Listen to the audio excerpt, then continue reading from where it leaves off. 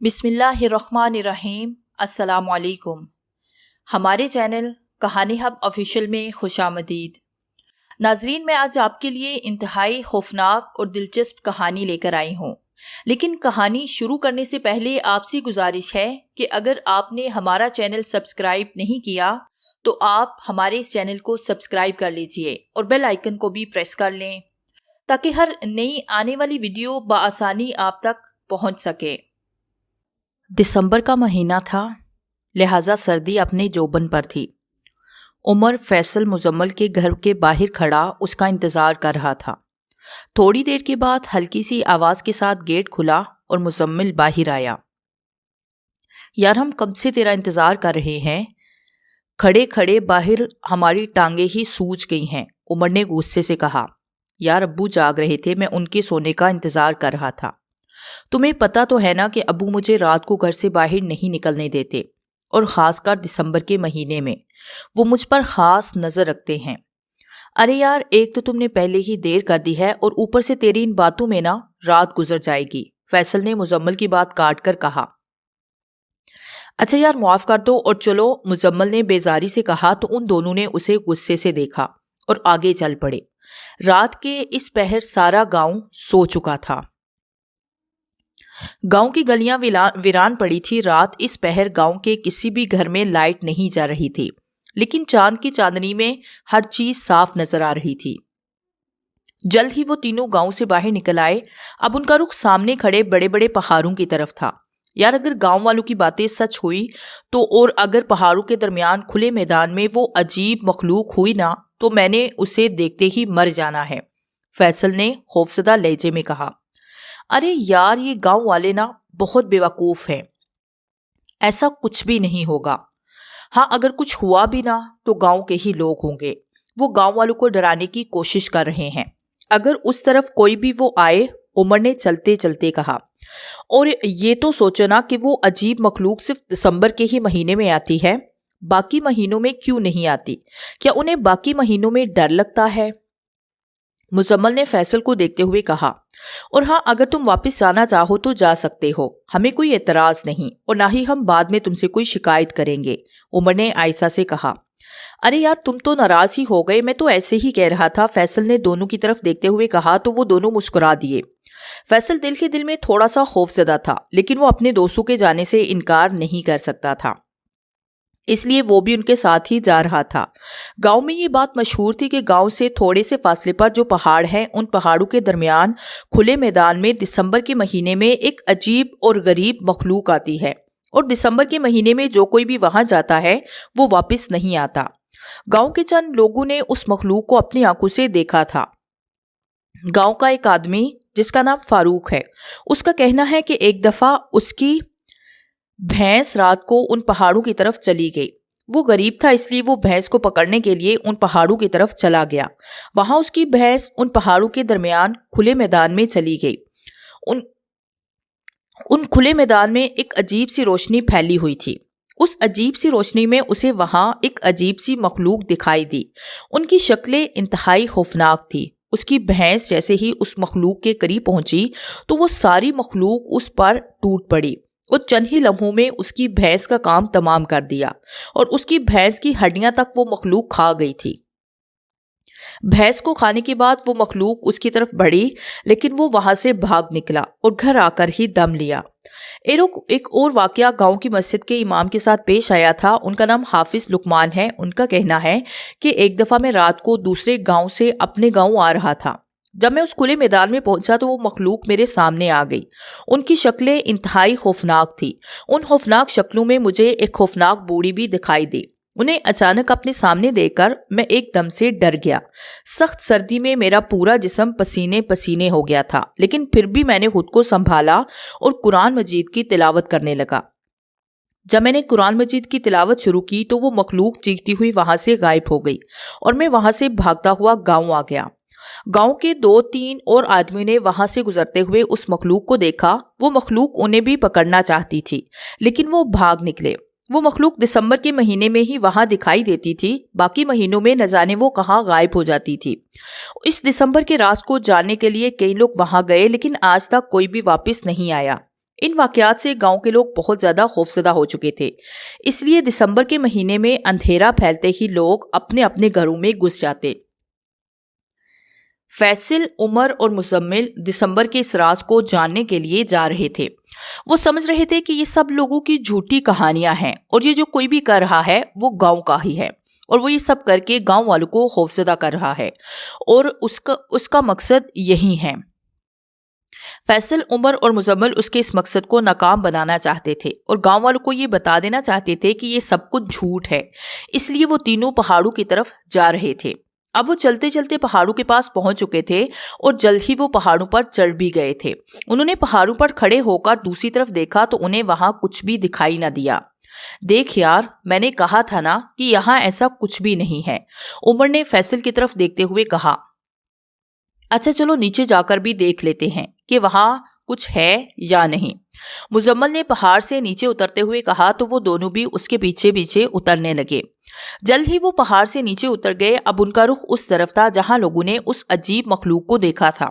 جیسے ہی وہ اس طرف پہنچے تو وہاں ایک دم ایک عجیب سی روشنی پھیل گئی اور ساتھ ہی انہیں اپنے ارد گرد سے بہت سی خوفناک چیخیں سنائی دینے لگی، جسے سن کر وہ تینوں ڈر گئے۔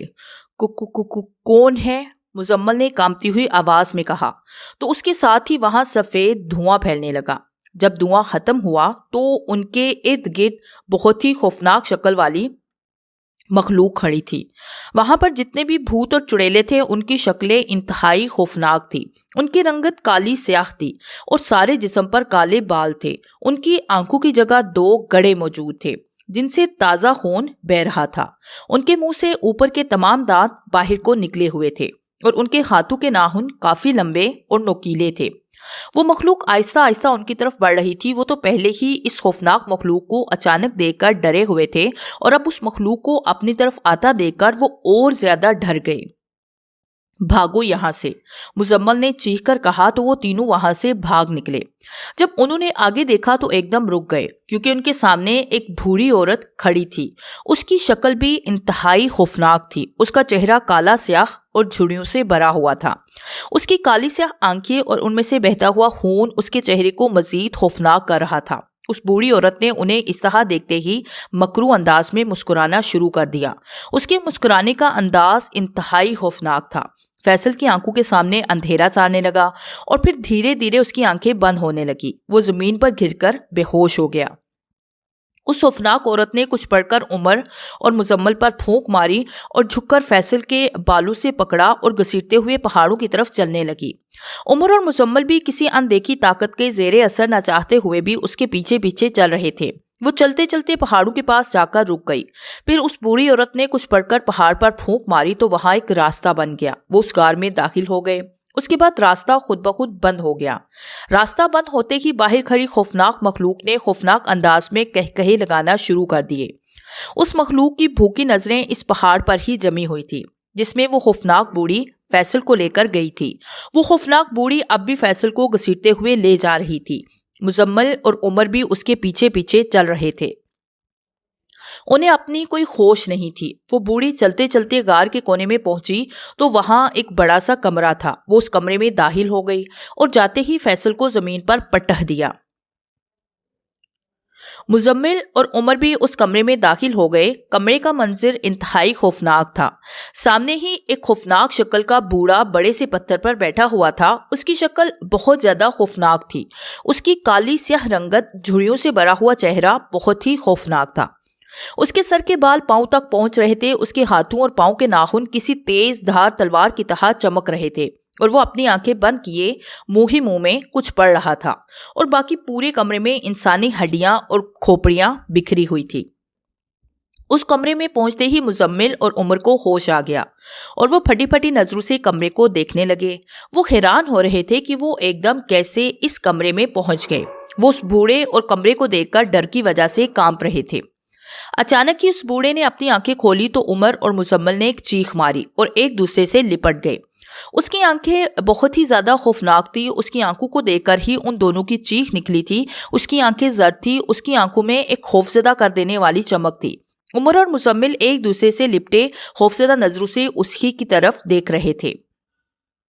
دیکھ دیپ ناپ، میں تیرے لیے کیا تحفہ لائی ہوں. میں ابھی اس لڑکے کو ذبح کرتی ہوں اور تجھے اس کا دل، گردہ اور آنکھیں نکال کر دیکھتی ہوں. تو کھائے گا تو پھر تیری شکتی میں اضافہ ہو جائے گا. اس بوڑھی چڑیل نے فیصل کی طرف اشارہ کرتے ہوئے کہا تو عمر اور مزمل کام کر رہ گئے. نہیں شانتی نہیں، اس لڑکے کو ابھی ذبح نہ کرنا. یہ لڑکا ہمارے لیے بہت خاص ہے. تو ایسا کر کہ ان دونوں لڑکوں میں سے کسی ایک کو ذبح کر دے. اس بوڑھے جن نے مزمل اور عمر کی طرف دیکھتے ہوئے کہا. دیپ ناتھ، اس لڑکے میں ایسی کون سی خاص بات ہے؟ بوڑھی چڑیل نے فیصل کی طرف گہری نظروں سے دیکھتے ہوئے کہا. اس لڑکی کی پیدائش کا دن 15 دسمبر ہے اور ہم نے اپنا چلا بھی 15 دسمبر کو شروع کرنا ہوتا ہے. اس کو ہم 15 دسمبر کو ہی ذبح کریں گے تو ہم دوبارہ جوان ہو جائیں گے. اچھا اب دیر نہ کر اور اس لڑکی کو ذبح کر دے. بوڑھے جن نے مزمل کی طرف اشارہ کرتے ہوئے کہا. تو وہ بوڑھی چڑیل مزمل کی طرف بڑھی. اس سے پہلے کہ وہ مزمل تک پہنچتی عمر مزمل کے سامنے کھڑا ہو گیا. میں تمہیں ایسا نہیں کرنے دوں گا. عمر غصے سے چیخا تو بوڑھی چڑیل کو غصہ آ گیا. میرے خیال میں پہلے تجھے ذبح کرنا چاہیے. یہ کہہ کر اس نے عمر کو بالوں سے پکڑا اور زمین پر پٹخ دیا. پھر اس کی طرف بڑھی تو مزمل اس کے سامنے آ گیا اور چیختے ہوئے بولا. تو میرے دوست کو نہیں مار سکتی، تو مجھے ایسا کرنے سے نہیں روک سکتا. وہ بوڑھی چڑیل قہر آلود نظروں سے دیکھتے ہوئے بولی اور مزمل پر ایک پھونک ماری تو وہ ہوا میں اڑتا ہوا دور جا گرا. مزمل کی چیخیں پورے کمرے میں گونج اٹھی. اس کے جسم پر کافی زخم آئے تھے لیکن وہ پھر بھی ہمت کر کے اٹھا اور اس بوڑھی جن زادی کی طرف پہنچا. اس بوڑھے جن نے ایک ہی پھونک سے مزمل کو دور پھینکا. اس نے رسی کے ساتھ اس کے دونوں ہاتھوں کو جکڑ لیا. وہ اپنے آپ کو آزاد کرانے کی بہت کوشش کر رہا تھا لیکن رسی اس کے ہاتھوں اور پاؤں میں مضبوطی سے بندھی ہوئی تھی. وہ بوڑھی عورت عمر کی طرف بڑھی اور جھک کر اس کے بالوں سے پکڑنا چاہا. عمر نے ایک لات اس کے سر پر دے ماری لیکن وہ خوفناک بوڑھی چڑیل اپنی جگہ سے ٹس سے مس نہ ہوئی. پھر اس بوڑھی چڑیل نے عمر کو بالوں سے پکڑا اور گھسیٹتے ہوئے اس بوڑھے کے پاس لے گئی. بوڑھے کے ہاتھوں میں ایک خنجر تھا. اس بوڑھی نے عمر کو اس بوڑھے کے سامنے لٹایا اور اسے مضبوطی سے پکڑ لیا. چھوڑ دو میرے دوست کو، مزمل نے روتے ہوئے کہا. اس بوڑھے جن نے عمر کو گہری نظروں سے دیکھا. عمر چیخ رہا تھا. وہ اپنے آپ کو اس بوڑھی چڑیل کے ہاتھوں سے چھڑانے کی کوشش کر رہا تھا لیکن وہ اپنے آپ کو اس سے چھڑا نہیں پا رہا تھا. اس خوفناک چڑیل کے ہاتھوں میں نوجوانوں سے بھی زیادہ طاقت تھی. وہ تھی تو بوڑھی لیکن اپنے اندر پہاڑ جتنی طاقت رکھتی تھی. پھر اس بوڑھے جن نے عمر کی گردن پر زور سے خنجر مارا تو عمر کی چیخیں پورے کمرے میں گونج اٹھی. وہ بوڑھی چڑیل کے ہاتھوں میں تڑپ رہا تھا. پھر ایک ہی دم عمر کی چیخیں تھم گئی اور وہاں گہری خاموشی چھا گئی. مزمل نیم بے ہوشی کے عالم میں یہ سب کچھ دیکھ رہا تھا. پھر وہ بوڑھا عمر پر جھکا اور اس کا خون پینے لگا. تھوڑی دیر کے بعد اس نے سر اٹھایا تو اس کے چہرے پر خون ہی خون لگا ہوا تھا. اس بوڑھے نے اپنی کالی زبان ہونٹوں پر ماری اور پر اسرار انداز میں مسکرانا شروع کر دیا. اس بوڑھے کو مسکراتا ہوا دیکھ کر وہ بوڑھی چڑیل بھی مسکرانے لگی. پھر وہ عمر پر جھک گئی اور اس کا خون پینا شروع کر دیا. تھوڑی ہی دیر کے بعد اس نے سر اٹھایا تو اس کا چہرہ بھی خون سے تر تھا اور اس کے چہرے پر ایک خوفناک مسکراہٹ پھیلی ہوئی تھی. اس بوڑھے نے ہاتھ میں پکڑا ہوا خنجر بوڑھی چڑیل کو دے دیا. بوڑھی چڑیل نے خنجر پکڑا اور زور سے عمر کے سینے پر وار کرنے لگی جس سے اس کا سینہ 2 حصوں میں بٹ گیا. پھر اس بوڑھی چڑیل نے اس کا دل کھینچ کر باہر نکال دیا. اس نے وہ دل اپنے ہاتھ پر رکھا اور احترام کے ساتھ بوڑھے کی طرف بڑھا دیا. دل کو دیکھ کر اس بوڑھے جن کی آنکھوں کی چمک مزید بڑھ گئی. اس نے جلدی سے دل لیا اور مزے مزے سے کھانے لگا. بوڑھی دوبارہ لاش کی طرف متوجہ ہوئی. اس نے آنکھیں اور گردے بھی نکال کر اس بوڑھے کو دیے اور خود وہ عمر کا سر کھانے لگی. سر کھانے کے بعد وہ اٹھی اور باہر نکل گئی. جب وہ دوبارہ آئی تو اس کے ساتھ وہ تمام مخلوق تھی جو باہر کھڑی تھی. وہ آتے ہی عمر کی لاش پر ٹوٹ پڑی اور چند ہی منٹوں میں اس کی لاش کو ہڈیوں کا ڈھانچہ بنا دیا. مزمل سے یہ سب کچھ برداشت نہ ہو سکا اور وہ بے ہوش ہو گیا. جب اسے ہوش آیا تو اس کے ساتھ فیصل بھی رسیوں سے بندھا ہوا تھا. فیصل، مزمل نے کانپتی ہوئی آواز میں فیصل کو پکارا لیکن فیصل گہری بے ہوشی میں تھا. مزمل نے دیکھا کہ وہ بلائیں کسی اور کو کھانے میں مصروف تھی. تھوڑی دیر کے بعد وہ چڑیلیں اس لاش کو کھانے کے بعد باہر چلی گئی. اب لاش میں ہڈیوں اور کھوپڑیوں کے علاوہ کوئی بھی نہیں تھا. نہ ہی وہ بوڑھی چڑیل اور نہ ہی وہ بوڑھا جن تھا۔ غار میں مزمل حسرت بھری نظروں سے عمر کے ڈھانچے کو دیکھنے لگا۔ مزمل فیصل کی آواز پر مزمل چونکا۔ فیصل تم ٹھیک تو ہو نا؟ مزمل وہ خوفناک چڑیل نے اس بوڑھے نے گاؤں کے ایک آدمی کو مار کر اس کا دل، گردے اور آنکھیں نکال کر کھانے لگے۔ میں یہ سب دیکھ نہ سکا اور بے ہوش ہو گیا۔ یہ کہہ کر فیصل زور زور سے رونے لگا۔ فیصل ان ظالموں نے ہمارے دوست عمر کا بھی ایسا ہی حال کر دیا ہے، مزمل نے اسے بتایا۔ کیا کہہ رہے ہو؟ تم ہوش میں تو ہو نا؟ فیصل نے مزمل کی طرف دیکھتے ہوئے کہا۔ ہاں فیصل، میں سچ کہہ رہا ہوں، عمر ہمیں چھوڑ کر چلا گیا ہے۔ مزمل بھی رو دیا۔ نہیں، یہ نہیں ہو سکتا، فیصل نے روتے ہوئے کہا۔ یہ نہیں ہو سکتا۔ فیصل خود کو سنبھالو، ہونے کو کون ٹال سکتا ہے؟ جو ہونا ہوتا ہے وہ ہو کر ہی رہتا ہے۔ پلیز مزمل، مجھے یہاں سے لے چلو ورنہ میں مر جاؤں گا، فیصل نے روتے ہوئے کہا۔ فیصل، میں خود بھی بے بس ہوں، میں کچھ بھی نہیں کر سکتا۔ نہیں مزمل، ہمیں ہمت نہیں ہارنی چاہیے۔ ہاں یار، تم ٹھیک کہتے ہو، لیکن وہ بوڑھی چڑیل اور وہ بوڑھا جن بہت ہی طاقتور ہیں، ہم ان کے سامنے کچھ بھی نہیں ہیں، مزمل نے بے بسی سے کہا۔ لیکن وہ دونوں اس وقت کہاں ہیں؟ مجھے نہیں پتا، بس باہر گئے ہیں۔ مجھے ان سے بہت خوف آتا ہے، ان کی شکلیں بہت ہی خوفناک ہیں اور خاص طور پر اس بوڑھے کی آنکھیں تو بہت ہی خوفناک ہیں۔ میں اس کی طرف دیکھتا ہوں تو میرا جسم کانپ جاتا ہے، فیصل نے مزمل کو بتایا تو وہ بولا۔ ہاں فیصل، وہ بہت ہی خوفناک ہے، مجھے تو اس بوڑھی عورت سے بہت خوف آتا ہے۔ اس بوڑھی کے ہاتھوں میں بہت طاقت ہے اور وہ اپنے اندر بہت زیادہ شکتیاں رکھتی ہے۔ اس نے مجھ پر کچھ پڑھ کر پھونک ماری تو میں ہوا میں اڑتا ہوا دیوار کے ساتھ جا ٹکرایا اور پورا جسم زخموں سے بھر گیا۔ لیکن پھر بھی میں نے ہمت نہ ہاری، میں اٹھا، لیکن اتنی دیر میں اس بوڑھے نے مجھے رسی سے باندھ دیا اور مزمل نے تفصیل بتائی۔ وہ آپس میں باتیں کر رہے تھے کہ غار میں بہت تیز سفید روشنی پھیل گئی۔ روشنی بہت زیادہ تیز تھی، اس لیے مزمل اور فیصل نے اپنی آنکھوں کو بند کر لیا۔ فیصل، مزمل اپنی آنکھیں کھولو، ان کے کانوں میں ایک پراسرار آواز ٹکرائی۔ انہوں نے اپنی آنکھیں کھولی تو وہ حیران رہ گئے۔ ان کے سامنے عمر سفید لباس میں کھڑا تھا، وہ حیرت کا مجسمہ بنے ان کی طرف دیکھ رہے تھے۔ عمر، تم زندہ ہو؟ مزمل تو کہہ رہا تھا کہ تم مر چکے ہو۔ میں مر چکا ہوں اور اب میری روح تمہارے سامنے کھڑی ہے۔ ان ظالموں نے مجھے بہت بھیانک موت مارا ہے، عمر کی روح نے فیصل کی بات کو کاٹ کر کہا۔ عمر، مجھے معاف کر دو، میں تمہیں بچا نہیں سکا۔ تم نے مجھے بچا کر اور اپنے آپ کو موت کے حوالے کر کے اپنی دوستی کا حق نبھا دیا ہے، لیکن یار میں تمہیں بچا نہیں سکا۔ نہیں مزمل، مجھے تم سے کوئی گلہ نہیں، تم تو مجھے بچانے کے لیے بہت کوشش کر رہے تھے، لیکن تم خود بے بس ہو چکے تھے۔ اس بوڑھے جن کی رسی نے تمہیں جکڑ لیا تھا اور مجھے فخر ہے کہ میں نے اپنے دوست کے لیے اپنی جان دے دی، عمر کی روح نے مزمل کو حوصلہ دیتے ہوئے کہا۔ میں نے تو سنا تھا کہ روح جسم سے نکلنے کے بعد آسمانوں میں چلی جاتی ہے، لیکن تمہاری روح تو زمین پر رہ گئی ہے، فیصل نے عمر کو دیکھتے ہوئے کہا۔ یہ بوڑھا جن جب بھی کسی کو ذبح کرتا ہے تو ایک منتر پڑھتا ہے جس سے اس کی روح اس بوڑھے کے حصار میں قید ہو جاتی ہے، لیکن جب اس نے مجھے ذبح کیا تو اس نے وہ منتر نہیں پڑھا تھا، جس سے میری بے قرار روح یہاں ہی اس غار میں قید ہو کر رہ گئی۔ میری روح اب اس بوڑھے جن کے حصار میں نہیں ہے۔ جو روحیں اس کے حصار میں قید ہو جاتی ہیں وہ اگلے دسمبر کو زندہ ہو جاتی ہیں اور انہی کی طرح ہی خونی درندہ بن جاتی ہیں اور یوں ان کی تعداد میں اضافہ ہو جاتا ہے۔ جب دسمبر کا مہینہ ختم ہوتا ہے تو ان سب بھوتوں، چڑیلوں اور بوڑھے بوڑھی کے جسم سے گوشت گل کر اتر جاتا ہے اور یہ سب ہڈیوں کا ڈھانچہ بن جاتے ہیں اور اسی غار میں قید ہو کر رہ جاتے ہیں۔ جب دسمبر آتا ہے تو پھر ان کے جسم گوشت سے خود ہی بھر جاتے ہیں اور یہ دوبارہ زندہ ہو جاتے ہیں اور انسانوں کو اپنا شکار بنانے لگ جاتے ہیں، ان کو اپنے جیسا کر لیتے ہیں، جس سے ان کی تعداد میں اضافہ ہوتا ہے۔ عمر کی روح نے انہیں دسمبر کا راز بتایا۔ یہ سب بتانے کے بعد عمر خاموش ہو گیا، تھوڑی دیر تک خاموشی چھائی رہی، پھر عمر کی روح نے خاموشی کو توڑا۔ میرے دوستو، میری روح اس بوڑھے جن کی قید میں نہیں ہے، لیکن پھر بھی میری روح اگلے دسمبر کو ان کی طرح خونی درندہ بن جائے گی۔ پھر میری روح بھی انسانوں کا خون کرے گی اور ان کا گوشت کھائے گی، لیکن میں یہ سب نہیں چاہتا۔